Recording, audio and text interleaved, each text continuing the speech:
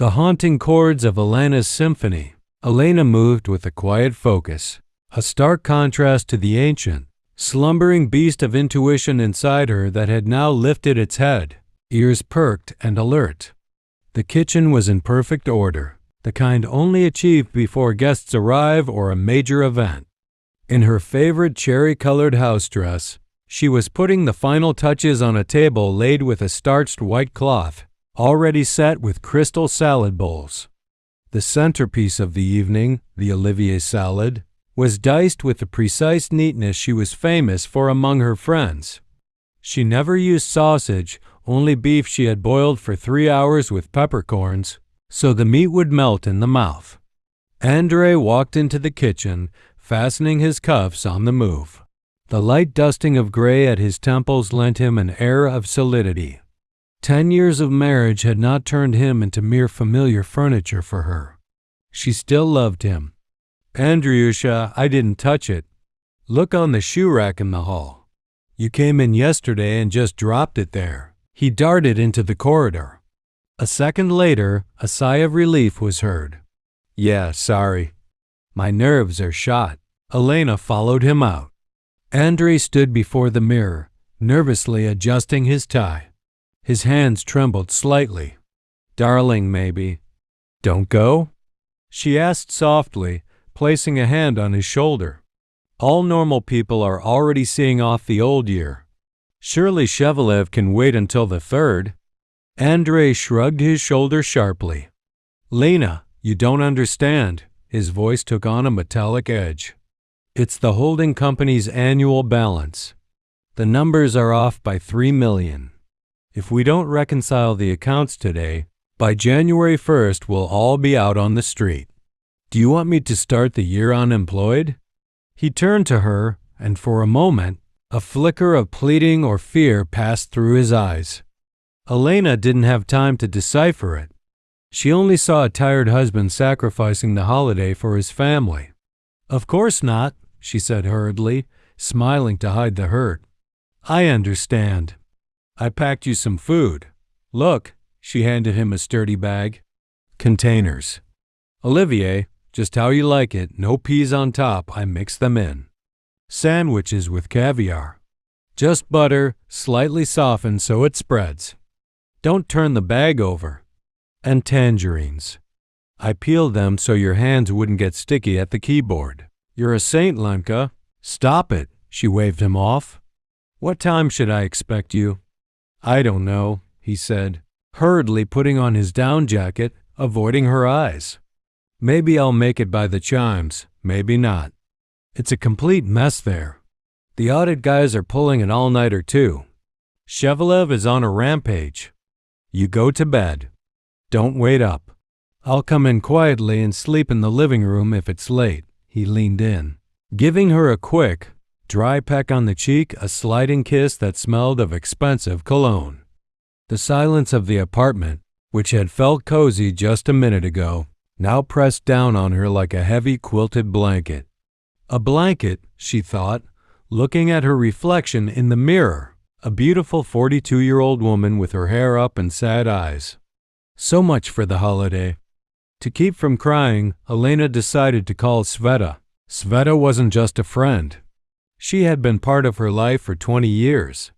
She was supposed to come over at 10 p.m. They planned to drink champagne, tell fortunes with melted wax, and complain about men a tradition they hadn't broken even when they were married. "Svetik, hi. So? What time should I expect you?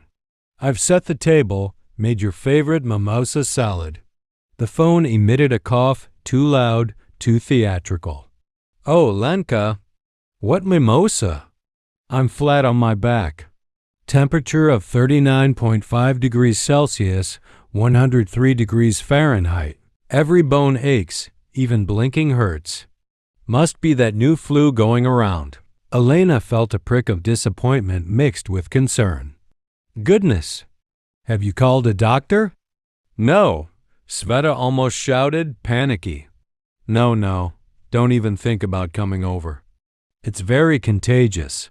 The doctor said complete isolation. I'm not opening the door for anyone. No point in all of you getting sick, but you'll be alone on New Year's Eve. Elena asked, bewildered. It's fine. I'll sleep through it. That's all I need right now. I'm sorry, darling. Have fun for both of us. I can't talk anymore. My head is splitting. Sveta hung up. Elena lowered the phone, staring at the dark screen. A strange, uncomfortable feeling pricked at her heart. Sveta always loved to be dramatically ill, demanded attention, called every 5 minutes to complain. But this time, don't come, don't call. Back in the kitchen, the loneliness of New Year's Eve felt like a special kind of torture.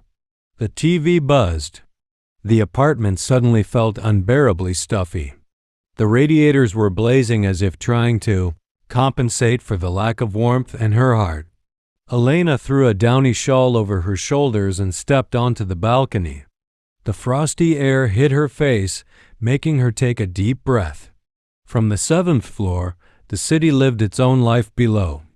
The yard, covered in snow, resembled a set for an old fairy tale. Lights sparkled on the snowdrifts. The few passers-by hurried home with colorful shopping bags.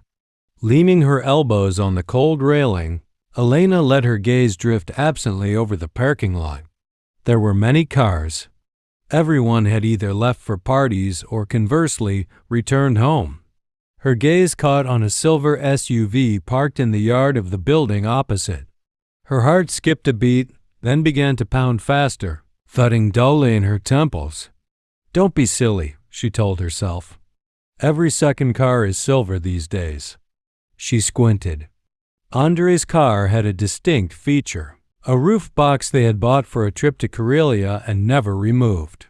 And on the rear window, a child on board sticker left by the previous owner, which Andrei had been too lazy to peel off for 3 years. Under the powerful LED light above the entrance of the opposite building, Elena clearly saw both the sleek black roof box and the yellow triangle of the sticker. The license plate was caked with snow, but she didn't need it.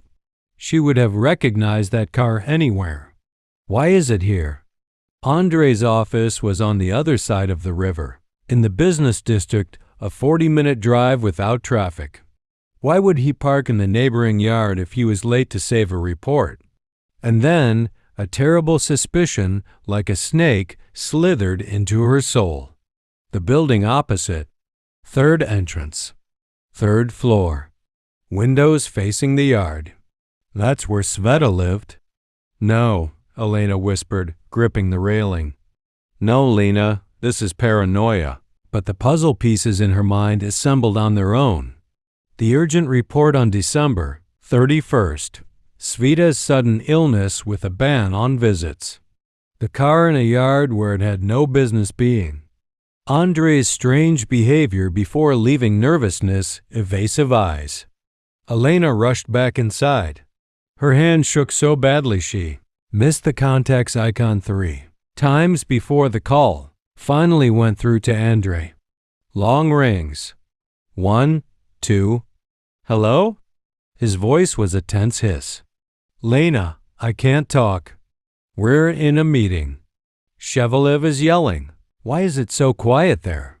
She asked. Where's the office noise? The colleagues' voices? I stepped out into the hallway, that's all. Lena, I don't have time. He hung up. Elena stood in the middle of the room, phone in hand. She knew that in his office, even the hallways echoed with noise from the open-plan space. There was never such dead silence. The ancient beast inside her was no longer just alert.